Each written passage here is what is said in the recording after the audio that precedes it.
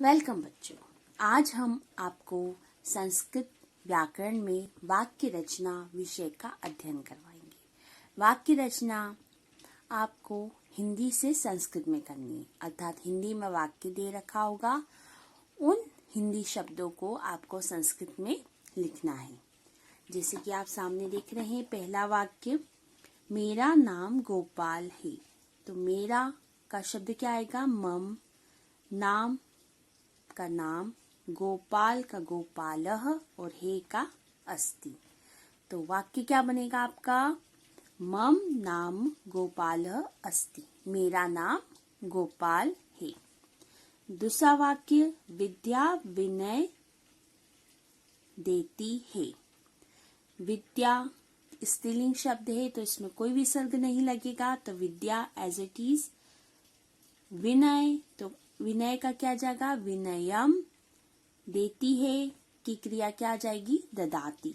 तो वाक्य क्या बनेगा आपका? विद्या विनयम ददाती। सेंटेंस क्या है? विद्या विनय देती है, उसका संस्कृत वाक्य क्या बनेगा? विद्या विनयम ददाती।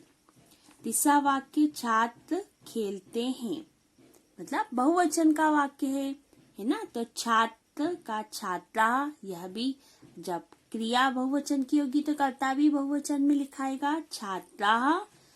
खेलती का क्रिया क्या होगी? क्रीडन्ति। अंति, अंति आपको धातु रूप में बताया था बहुवचन की क्रिया है, तो छात्रा क्रीडन्ति। चौथा वाक्य, सरस्वती विद्या की देवी है। तो सरस्वती स्त्रीलिंग शब्द है, एक वचन में, तो एज इट इज आएगा सरस्वती।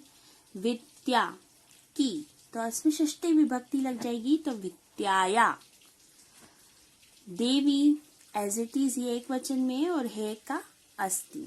तो वाक्य क्या बनेगा? विद्या सरस्वती, सरस्वती विद्या की देवी है का, सरस्वती विद्याया देवी अस्ति। फिर पांचवा वाक्य, गाय पालतू पशु है। तो गाय का संस्कृत शब्द क्या आ जाता है? धेनु। पालतू का पालतू, पशु का पशु और है का अस्ति। एक वचन का वाक्य है इसलिए। तो गाय पालतू पशु है का संस्कृत वाक्य क्या बन जाएगा? धेनु पालतू पशु अस्ति।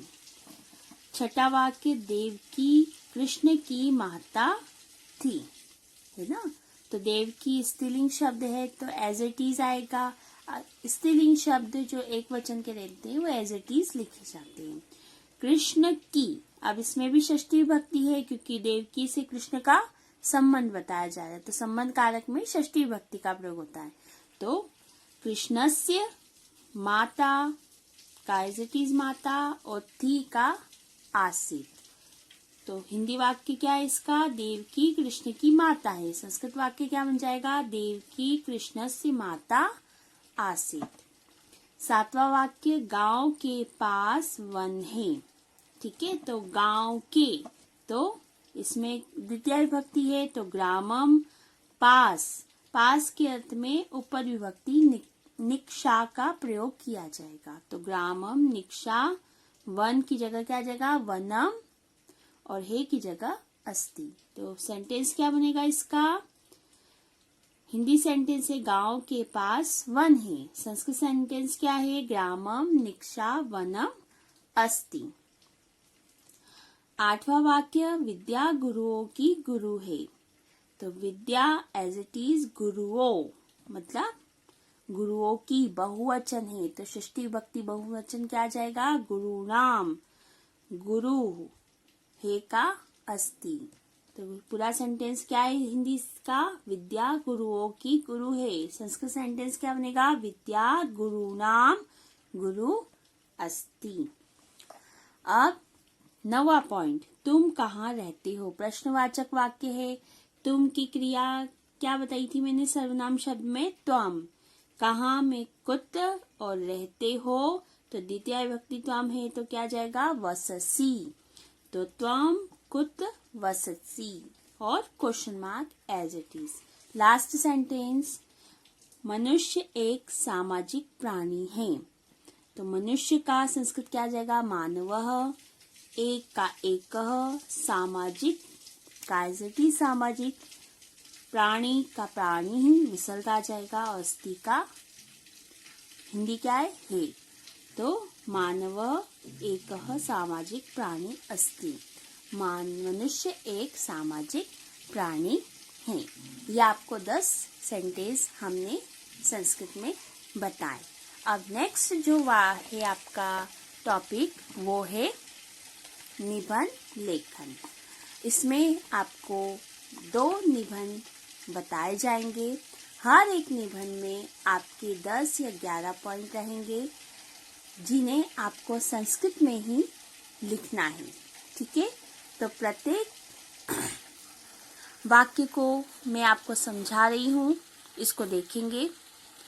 पहला जो वाक्य है आपका निबंध लेखन, पहला विषय रहेगा आपका मम परिवार, मीन्स मेरा परिवार।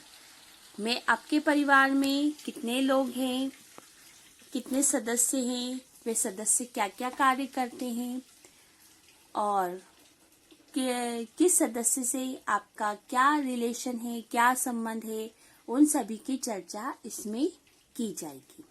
पहला जो वाक्य है वो है एषा मम परिवारः अस्ति, यह मेरा परिवार है, मतलब यह मेरी एक फैमिली है, जिसे हम इंग्लिश में फैमिली कहते हैं, हिंदी में परिवार कहते हैं। दूसरा, अस्मिन् परिवारे 7 सदस्याः सन्ति। अस्मिन् मीन्स मेरे परिवार में 7 सदस्य हैं, मतलब यह जो मेरा परिवार है इसमें कितने सदस्य विद्यमान हैं, 7। सप्त मीन्स 7। पहला, सर्वे स्नेहेन वसंती, सभी बड़े प्रेम से यहाँ निवास करते, यहाँ मीन्स यहाँ घर में निवास करते हैं। मम पितामह प्रतिदिनम समाचार पत्रम पठति, मेरे पितामह मतलब मेरे दादाजी, पिता के भी पिता। मम पितामह प्रतिदिनम समाचार पत्रम पठति, मेरे दादाजी प्रतिदिन समाचार पत्र, न्यूज़पेपर जिसे हम इंग्लिश में कहते हैं, प्रतिदिन समाचार पत्र पढ़ते हैं। पितामही प्रतिदिनम देवालयम गच्छति, पितामही मतलब पिताजी की माता अर्थात मेरी दादी जी।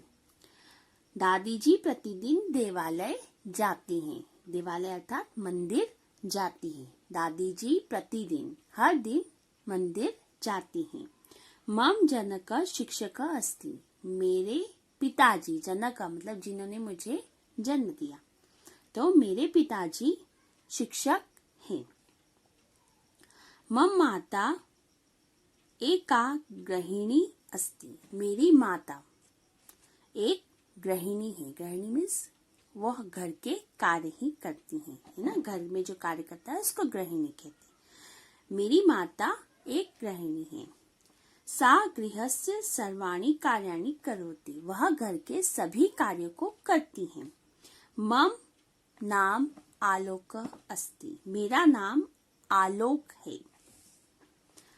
और आखिरी जो पॉइंट है, अहम सप्तम कक्षायाम पठामि, मैं 7वीं कक्षा में पढ़ता हूँ।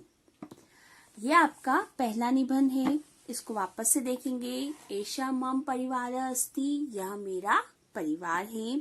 अस्मिन् परिवारे 7 सदस्याः सन्ति, अस्मिन् मेरे परिवार में 7 सदस्य हैं। सर्वे स्नेहेन वसन्ति, सभी बड़े स्नेह के साथ निवास करते हैं। मम पितामह प्रतिदिनम समाचार पत्रम पठति, मेरे दादाजी प्रतिदिन समाचार पत्र पढ़ते हैं। पितामही प्रतिदिनम देवालयम गच्छन्ति, और दादी जी प्रतिदिन मंदिर जाती हैं। मम जनकः शिक्षकः अस्ति, मेरे पिताजी शिक्षक हैं। मम माता एका गृहिणी अस्ति, मेरी माता एक गृहिणी है।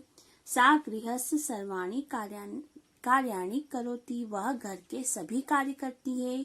मम नाम आलोक अस्ति, मेरा नाम आलोक है। अहम सप्तम कक्षायाम पठामि, और मैं 7वीं कक्षा में पढ़ता हूँ। यह आपका पहला निबंध हो गया। अब हम दूसरा निबंध आपको स्टार्ट करेंगे। भारतवर्ष मतलब भारत देश। पहला है भारत वर्षः अस्माकं देशः अस्ति। भारत देश हमारा देश है, मतलब हम जहाँ पर रहते हैं वो देश है। दूसरा, वयम भारतवर्षे वसामः, हम सब भारतवर्ष भारत देश में ही निवास करते हैं। एषः देशः मम जन्मभूमि, यह देश मेरी जन्मभूमि है, मतलब इसी देश में मेरा जन्म हुआ है। वयम भारतीय अस्मि, हम सब भारतीय भारत देश में निवास करते हैं, तो हम सब कौन है? भारतीय हैं। पांचवा, भारतवर्ष मम प्रिय, भारतवर्ष मुझे बहुत अच्छा लगता है, भारत देश मुझे बहुत अच्छा लगता है। अहम देशभक्त अस्मि, मैं एक देशभक्त हूँ, मतलब अपने देश से प्रेम करने वाला व्यक्ति हूँ, तो मैं एक देशभक्त हूँ। अधुना मम देश स्वतंत्र अस्ति, अब मेरा देश स्वतंत्र है। पहले क्या था? परतंत्र था, जब हमें आजादी नहीं मिली थी। आजादी मिलने के बाद अब मेरा देश स्वतंत्र है। अत्र, आठवां पॉइंट, अत्र गणतंत्र राज्यम अस्ति, यहाँ गणतंत्र राज्य मतलब लोगों का ही शासन है। नवा, अहम राष्ट्रध्वजम नमामि, मैं राष्ट्रध्वज को अर्थात तिरंगे झंडे को नमस्कार करता हूँ। 10वां पॉइंट, राष्ट्रगानम च गायामि, और राष्ट्रगान अर्थात जन गण मन इस गीत का गायन करता हूँ। 11वां पॉइंट, मम देश महान अस्ति, मेरा भारत देश बहुत महान है, मतलब देश विदेश में मेरे देश की अर्थात भारत देश की चर्चा है। इसको वापस से देखेंगे हम भारतवर्ष को। पहला, भारतवर्ष अस्माकं देश अस्ति, भारत देश हमारा देश है। दूसरा पॉइंट, वयम भारतवर्षे वसामः, हम सब भारत देश में निवास करते हैं।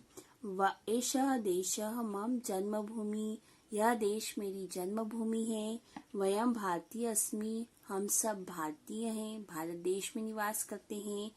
भारतवर्ष मम प्रिय, भारत देश मुझे बहुत अधिक प्रिय है। अहम देशभक्त अस्मि, मैं देश की भक्ति करता हूँ। अधुना मम देश स्वतंत्र अस्ति, अब मेरा देश स्वतंत्र है। अत्र गणतंत्र राज्यम अस्ति, यहाँ गणतंत्र राज्य है। अहम राष्ट्रध्वजम नमामि, मैं राष्ट्रध्वज को नमस्कार करता हूँ। राष्ट्रगानम च गायामि, और राष्ट्रगान का गायन करता हूँ। और लास्ट है आपका 11 पॉइंट, मम देश महान अस्ति, मेरा देश महान देश है। बच्चों, ये आपके दोनों व्याकरण के विषय वाक्य रचना और निबंध लेखन है, इनका आप अध्ययन करिएगा। इनके जो पॉइंट दे रखे हैं उन्हें आप शब्दशः अच्छे से याद कीजिएगा और इसे अच्छे से समझिएगा। धन्यवाद।